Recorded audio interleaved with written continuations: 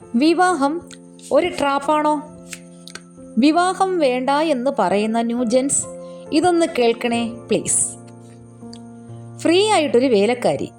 പെൺകുട്ടികൾക്ക് വിദ്യാഭ്യാസം കൊടുത്തതോടുകൂടി അതും നിന്നു.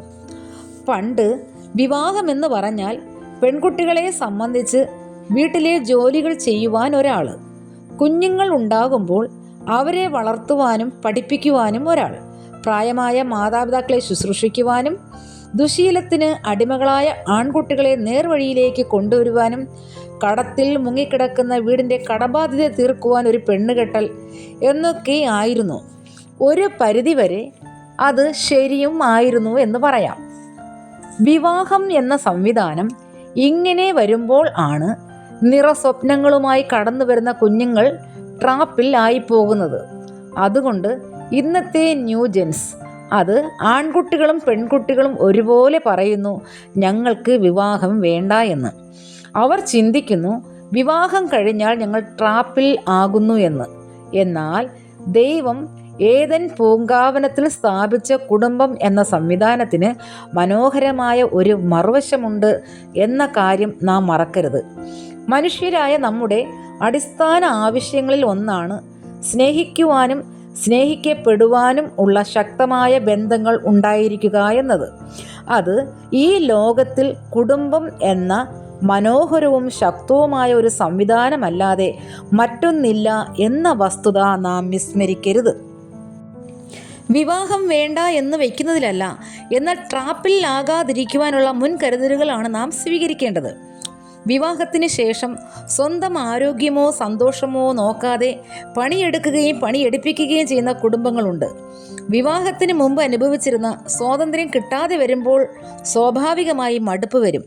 എന്ത് ധരിക്കണം, എന്ത് കഴിക്കണം, എങ്ങനെ നടക്കണം, എങ്ങനെ ഇരിക്കണം എന്നൊക്കെ മറ്റുള്ളവരുടെ ഇഷ്ടത്തിനനുസരിച്ച്, അല്ലെങ്കിൽ അവിടെ അവർ അതൃപ്തിക്ക് കാരണമാകുന്നു. തൻ്റെ ഭാര്യയെ അല്ല ഭർത്താവിനെ മാത്രം സന്തോഷിപ്പിച്ചാൽ പോരാ, പിന്നെയോ അമ്മായിയമ്മയെ, അമ്മായിയപ്പനെ, ഇല്ലോസിനെ എല്ലാം തൃപ്തിപ്പെടുത്തണം. അങ്ങനെ ആകുമ്പോൾ അത് ട്രാപ്പല്ലാതെ മറ്റെന്താണ്? ഇത് സംഭവിക്കാതിരിക്കണമെങ്കിൽ വിവാഹ ജീവിതത്തിലേക്ക് പോകുന്നവർ ഈ കാര്യങ്ങൾ ശ്രദ്ധിക്കണം. 1. സ്വന്തം കാലിൽ നിൽക്കുവാനുള്ള കഴിവ് ഓരോ കുഞ്ഞുങ്ങളും ആർജിച്ചെടുക്കണം. അതിന് നല്ല വിദ്യാഭ്യാസവും ഒരു ജോലിയും നാം നേടിയിരിക്കണം. വിദ്യാഭ്യാസം നല്ല സംസ്കാരവും ജോലി സാമ്പത്തിക സ്വാതന്ത്ര്യവും നമുക്ക് നേടിത്തരും. ഒരു സ്ട്രോങ് ഫിനാൻഷ്യൽ മാനേജ്മെൻറ്റും ഫിനാൻഷ്യൽ സപ്പോർട്ടും ഉണ്ടായിരിക്കണം. ജീവിതത്തിൽ പഠിക്കേണ്ട സമയത്ത് പഠിച്ച് ആവശ്യമില്ലാത്ത കാര്യങ്ങളിൽ ചെന്ന് വിടാതെ ഒരു ജോലിയെ നേടിയെടുക്കുക. അത് എങ്ങനെ, എപ്പോൾ, ആർക്ക് വേണ്ടി ചെലവഴിക്കണമെന്നും ശക്തമായി തീരുമാനിച്ചുറച്ചിരിക്കണം. കുടുംബജീവിതത്തിൽ അടിസ്ഥാനപരമായ ഒരു കാര്യം തന്നെയാണ് സാമ്പത്തികം. 2. നന്നായി ആശയവിനിമയം നടത്തണം. സ്വന്തം വ്യക്തിത്വവും നിലപാടുകളും ഇഷ്ടാനിഷ്ടങ്ങളും തുറന്ന് വിനയത്തോടെ, അതും നല്ല സ്നേഹത്തോടെ പറയണം. നല്ല പെരുമാറ്റം ഉണ്ടായിരിക്കണം. വെറുതെ കുഞ്ഞു കുഞ്ഞു കാര്യങ്ങളിൽ തല്ലിപ്പിരിയുവാൻ നിൽക്കരുത്. മറ്റുള്ളവരെ ബഹുമാനിക്കുക. എപ്പോഴും ഒരു പ്രതിപക്ഷ ബഹുമാനം സൂക്ഷിക്കുക. സ്വതന്ത്രമായി ചിന്തിക്കുവാനും തീരുമാനം എടുക്കുവാനും കഴിവുള്ള ഒരു കുഞ്ഞുങ്ങളും ട്രാപ്പിൽ വീഴില്ല. മറ്റുള്ളവർക്ക് അവരോട് ബഹുമാനം കൂടുകയേ ഉള്ളൂ. നമ്മുടെ സ്വാതന്ത്ര്യം നാം താമസിക്കുന്ന വീട്ടിൽ നാം അവയിൽ ചെയ്യണം. മറ്റുള്ളവരെ വെറുപ്പിക്കാതെ നോക്കുക. 3. തനിയെ ചെയ്യുവാൻ കഴിയുന്ന കാര്യങ്ങൾ തനിയെ തന്നെ ചെയ്യുക.